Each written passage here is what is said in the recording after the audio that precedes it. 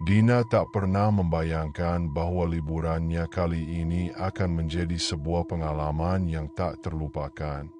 Pengalaman yang mengerikan. Bersama ketiga temannya, Arya, Reza, dan Putri, ia pergi ke sebuah desa terpencil yang hanya dikenal dari cerita mulut ke mulut. Desa itu disebut Desa Gaib, sebuah tempat yang konon hanya bisa dilihat oleh mereka yang diizinkan untuk menemukannya. Mereka tertarik pada keunikan dan misteri desa itu, tetapi tak ada yang menyangka bahwa keputusan mereka akan berakhir tragis. Dina dan ketiga temannya awalnya hanya mencari tempat wisata unik untuk menghabiskan liburan. Saat mereka bertemu seorang warga di kota terdekat, mereka mendengar tentang Desa Gaib, sebuah desa yang katanya tak bisa dilihat sembarangan orang. Desa ini muncul dan menghilang sesuka hati, seakan memiliki kesadaran sendiri, ujar warga itu dengan nada misterius. Jika kalian benar-benar ingin ke sana, ikuti jalan setapak di balik hutan pinus. Tapi, ingat, jangan pernah melawan arah.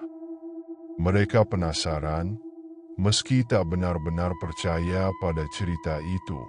Mereka menganggapnya hanya mitos atau bualan penduduk setempat untuk menakut-nakuti orang asing. Namun, rasa penasaran mereka lebih kuat dari rasa takut yang mulai menyelinap di hati masing-masing. Setelah berjalan cukup lama melewati hutan pinus, mereka akhirnya melihat desa itu. Desa Gaib tampak tenang dan damai, dengan rumah-rumah yang tertata rapi.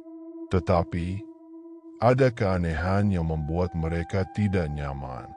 Saat mereka melangkahkan kaki ke dalam desa, awan gelap menutupi matahari, dan suasana yang tadinya cerah berubah mencekam. "Kenapa desa ini begitu sepi?" tanya Putri dengan raut wajah bingung, sambil melirik ke sekitar.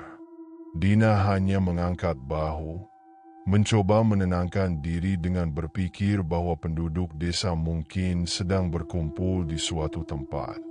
Tiba-tiba, terdengar suara lirih, seperti doa atau nyanyian kuno yang tak mereka pahami. Gumaman itu terdengar semakin dekat, membuat mereka merasa diawasi. Seakan-akan ada mata tak terlihat yang mengawasi setiap langkah mereka. Saat senja tiba dan mereka tidak menemukan siapapun, mereka memutuskan bermalam di salah satu rumah kosong. Malam semakin gelap, dan suasana desa terasa semakin mencekam. Tepat tengah malam, suara ketukan menggema di pintu. Tok, tok, tok. Ketukan itu terdengar pelan tapi jelas, membuat mereka semua terdiam. Reza memberanikan diri membuka pintu, namun hanya kegelapan yang menyambutnya. Dengan jantung yang berdebar kencang, ia menutup pintu dan menguncinya. Tak lama kemudian, suara langkah-langkah berat terdengar dari luar, seperti seseorang atau sesuatu yang mengelilingi rumah mereka. Langkah itu terdengar menyeret, seolah sedang membawa sesuatu yang besar dan berat. Mereka menahan napas, saling berpandangan dalam ketakutan. Malam itu terasa sangat panjang. Dina terbangun mendengar bisikan halus yang memanggil namanya. Dina. Suara itu terdengar akrab, tetapi tak mampu ia kenali. Ketika ia menoleh ke jendela, dilihatnya bayangan seorang wanita tua menatapnya dengan dingin. Pandangan wanita itu tajam, membuat tubuh Dina membeku. Lalu, sosok itu perlahan menghilang dalam kabut tebal. Dina mencoba membangunkan teman-temannya, tetapi mereka tidur nyenyak, seolah-olah sesuatu menahan mereka dalam tidur. Dina mulai sadar bahwa ada sesuatu di desa ini yang tidak menyukai kehadiran mereka. Menjelang fajar, Arya terbangun dengan wajah penuh ketakutan. Ia mengaku bermimpi bertemu seorang lelaki tua bertongkat yang memperingatkannya untuk segera meninggalkan desa sebelum matahari terbit. Penjaga desa ini, dia memperingatkan kita dalam mimpiku, bisik Arya. Kita harus segera pergi. Tanpa membuang waktu, mereka berkemas dan keluar dari rumah.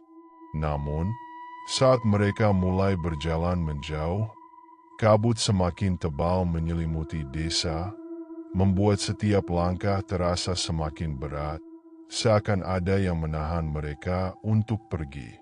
Di antara pepohonan, mereka melihat bayangan-bayangan berdiri diam, hanya memandang mereka dengan tatapan dingin dan tajam. Bayangan-bayangan itu tak bergerak, tetapi kehadirannya cukup untuk membuat mereka menggigil. Mereka berlari dan terus berlari, tetapi selalu kembali ke titik yang sama. Desa itu seakan menyesatkan mereka, mengulang jalur yang sama tanpa henti. Dina mulai panik dan kelelahan. Apa yang terjadi? Kenapa kita tidak bisa keluar dari sini? Tanyanya, hampir menangis. Putri mencoba melihat peta yang mereka bawa, namun jalur yang sebelumnya mereka kenali kini tampak berubah. Semuanya tampak aneh dan tak dikenal. Dalam keputusasaan, mereka berhenti sejenak untuk menenangkan diri, tetapi suara langkah-langkah semakin mendekat, berat dan menyeramkan. Dalam remang bulan, sosok-sosok aneh mulai muncul. Mereka mengenakan pakaian tradisional yang sudah lusuh dan usang, seolah-olah telah terkubur dalam waktu yang lama. Mata mereka kosong, dingin, dan wajah mereka tertutup kabut. Sosok-sosok itu mengelilingi Dina dan teman-temannya tanpa berkata apa-apa. Salah satu dari mereka maju dan berbisik dengan suara yang hampir seperti angin malam.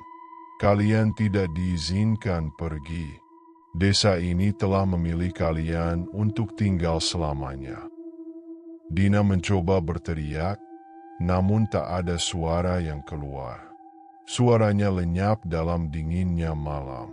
Tubuh mereka mulai melemas, mata mereka semakin berat, seolah-olah ada sesuatu yang memaksa mereka untuk tertidur. Keesokan harinya, desa itu hilang tertutup kabut tebal, seolah-olah tak pernah ada. Tak seorang pun mendengar kabar tentang Dina dan teman-temannya lagi. Namun, bertahun-tahun kemudian, beberapa pendaki yang melewati daerah hutan pinus itu mengaku mendengar suara tawa dan tangisan yang samar dari balik pepohonan. Mereka yang berani melangkah lebih jauh bahkan mengaku pernah melihat sosok-sosok kabur dalam pakaian usang, berdiri di tengah kabut. Di kalangan penduduk sekitar, hanya satu pesan yang selalu diingat. Jangan pernah mencari desa yang hilang dalam kabut, atau kau akan menjadi bagian darinya selamanya.